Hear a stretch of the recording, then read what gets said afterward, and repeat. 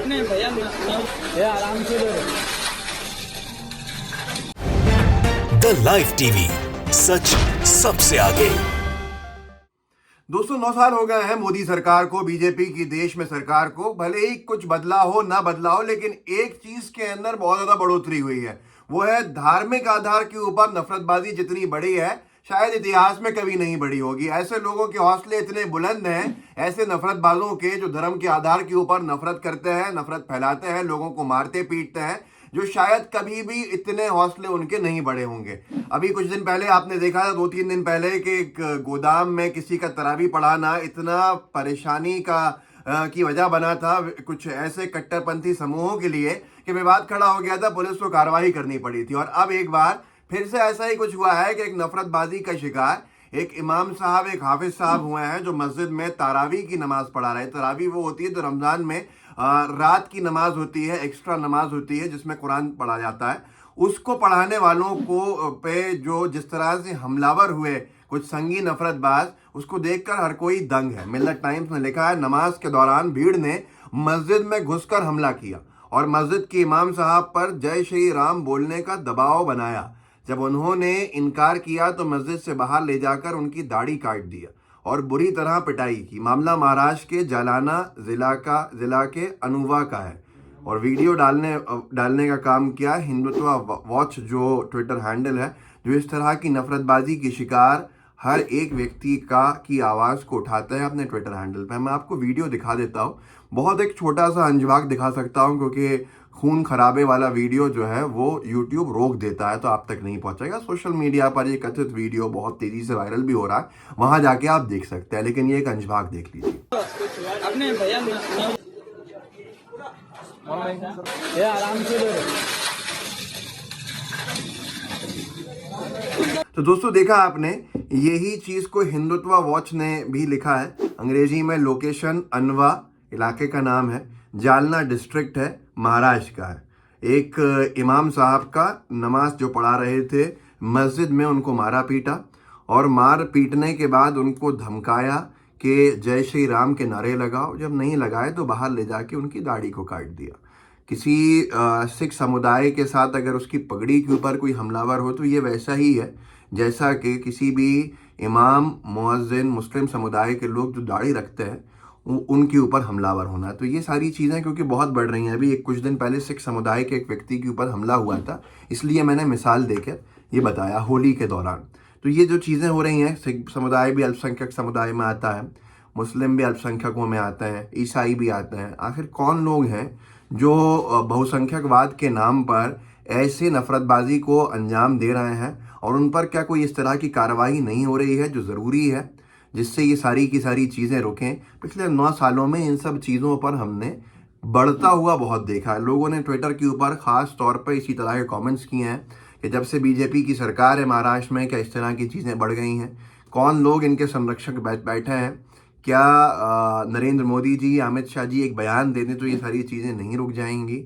ये बड़े सवाल हैं।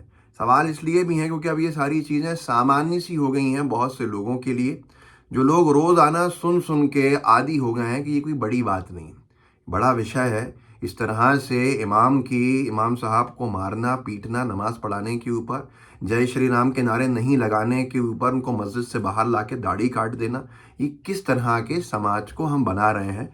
ये बड़ा सवाल है। ऐसा कोई भी करे, किसी भी धर्म का करे, वो बराबरी का गुनहगार होता है। और मैं आपको एक चीज़ दिखाता हूँ, क्योंकि जब मॉरल पुलिसिंग की बात आई कि किस तरह से इमाम साहब के ऊपर ज़ोर ज़बरदस्ती की गई, तो ये तो नफरतबाज संगी कुछ थे जिन्होंने इस तरह की हरकतें करी, बजरंग दल के या कहीं के होंगे। लेकिन हैरानी की बात यह है कि भाजपा का एक चुना हुआ पार्षद, चयनित पार्षद, जिसको जनता ने वोट दे के चुना हो, नाम है रविंदर सिंह नेगी, दिल्ली का है, विनोद नगर का इलाका है। हिंदुत्व वॉच ने इस वीडियो को डाला है।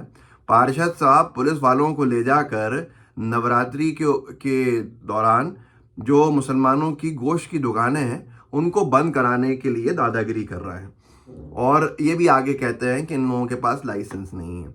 अब ये हैरानी की बात है कि ये काम पुलिस का है, ये काम प्रशासन का है या पार्षद का है, ये आपको समझना होगा।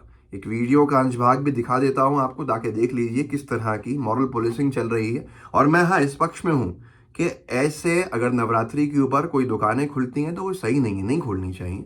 आपको रमज़ान में दूसरों को गोश्त अगर बेचना भी है तो उनको होम डिलीवरी कर दें या कुछ ऐसा करें कि जिससे कि सामने डिस्प्ले में ना हो। हर एक व्यक्ति के धार्मिक भावनाओं का सम्मान ज़रूर करना चाहिए। लेकिन ये जो पार्षद जी कर रहे हैं भाजपा के, ये सिर्फ अपनी राजनीति चमकाने के लिए इस तरह की गुंडागर्दी पर उतारे हुए हैं जिनके पास संवैधानिक अधिकार नहीं है। देखिए इस वीडियो के अंश भाग।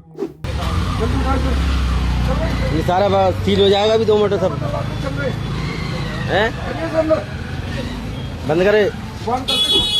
तो एक तरफ ये दिल्ली का एक इलाका है जहां पर बीजेपी के पार्षद जी दुकानें बंद करवा रहे हैं। इन पार्षद जी से मैं एक बात कहता हूं।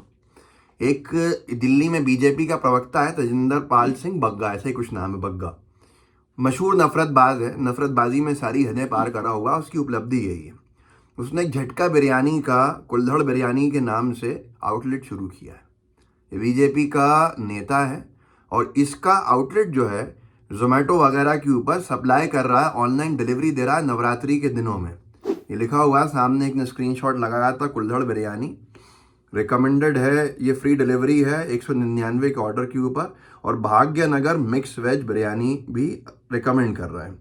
तो ये सारी की सारी चीज़ें जो हैं ये आपके सामने हैं।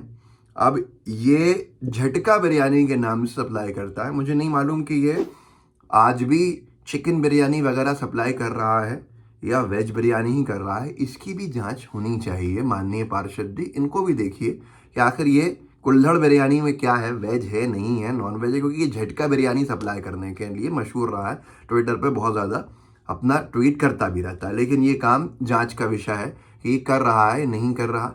लेकिन कोई इस पर भी कार्रवाई करने की दिखा सकता है या धर्म के आधार पर कार्रवाई होगी। जैसे कि अभी कुछ दिन पहले मुरादाबाद में हुई, लाजपत नगर के अंदर एक जाकिर हुसैन नाम के व्यक्ति, जाकिर अली त्यागी ने लिखा, आयरन गोदाम में तरावी की नमाज होती थी। पुलिस ने बजरंग दल के कार्यकर्ता की शिकायत पर गोदाम में नमाज अदा करने पर रोक लगा दी है। मुरादाबाद पुलिस बताए किस धारा के तहत गोदाम में नमाज पढ़ने पर रोक लगाई गई है। मुरादाबाद पुलिस ने उसका जवाब भी दिया था कि कृपया अवगत कराना है कि थाना कटघर क्षेत्र में लाजपत नगर चौकी स्थित जाकिर आयरन स्टोर के मालिक श्री जाकिर हुसैन द्वारा लाजपत नगर से अपने गोदाम में दिनांक इतने को 25-30 लोगों के साथ रमजान के तीसरे रोज तरावी पढ़ने का कार्यक्रम आयोजित किया जा रहा था। हिंदू बहुल मिश्रित आबादी इस क्षेत्र में स्थानीय लोगों के द्वारा विरोध किए जाने की सूचना पर स्थानीय पुलिस मौके पर पहुंची। इन्होंने तरावी उस दिन की पूरी करा दी और आगे के लिए मना कर दिया कि अब से नहीं करेंगे। लेकिन अगले दिन जाकिर फिर ट्वीट करते हैं, मुरादाबाद पुलिस ने अपने निजी गोदाम में नमाज पढ़ने वाले 10 लोगों शांति भंग करने का नोटिस भेज दिया। उनसे 5-5 लाख रुपये की जमानती भरने के लिए कहा गया है। मुझे हैरत नहीं होगी अगर मुरादाबाद पुलिस इनका एनकाउंटर कर फांसी पर लटका देगी, क्योंकि इनका जुर्म बस मुस्लिम होना ही काफ़ी है। ये किस तरह का माहौल बनाया जा रहा है, ये बड़ा सवाल है। सवाल इसलिए है कि इससे नफरतें बढ़ रही हैं और एक पक्षी कार्यवाही का आरोप बार बार लग रहा है। खैर, इस वीडियो को आगे बढ़ाइएगा, लोगों को जागरूक कीजिएगा, व्हाट्सएप ग्रुप्स उन पर शेयर कीजिएगा, लाइव टीवी को सब्सक्राइब भी कीजिए, बेल आइकन भी दबाइए। जय हिंद, जय भारत। द लाइव टीवी, सच सबसे आगे।